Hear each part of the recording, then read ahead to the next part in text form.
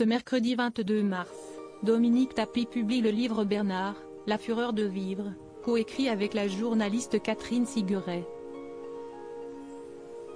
Un ouvrage dans lequel la mère de Sophie et de Laurent revient sur sa vie aux côtés de l'ancien homme d'affaires qui était son époux depuis 1987, en lui rendant hommage.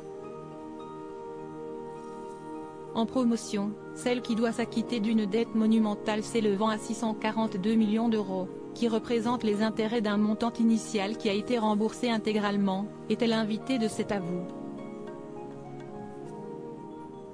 Sur le plateau de l'émission diffusée sur France 5, la veuve de Bernard Tapie, emportée en octobre 2021 à la suite de 2 cancers, est revenue sur cette somme folle qu'on lui demande, en reconnaissant avoir failli sombrer.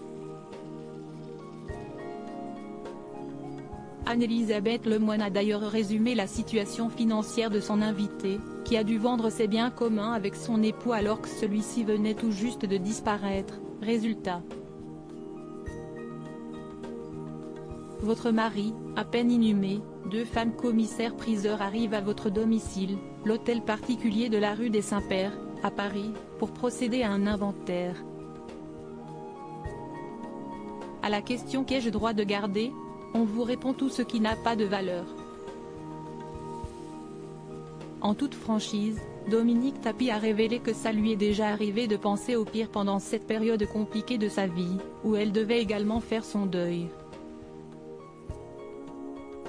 Supérieur à Bernard Tapie soutenu par sa femme Dominique au tribunal, en 2019 l'aide instinctive des amis de Bernard Tapie pour l'épauler financièrement. Je ne voyais pas comment m'en sortir.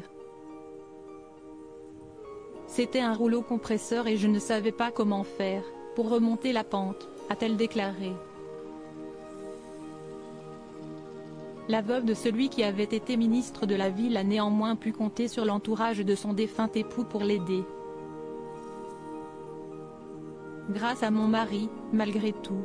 Il avait de bons amis et ils ont tous été là, a affirmé Dominique Tapie, reconnaissante notamment d'avoir été relogée par Jean-Louis Borloo. Mais cette main tendue n'est pas une solution durable puisque la mère de Sophie et de Laurent ne sait pas encore où elle habitera d'ici l'année prochaine. Concernant les bénéfices qu'elle pourrait faire avec son ouvrage, la veuve de Bernard Tapie a fait preuve de transparence. J'espère que mon liquidateur me laissera une partie, pour me permettre de me loger au moins. Article écrit avec la collaboration de 6 médias Crédit Photo, Capture Écran France 5.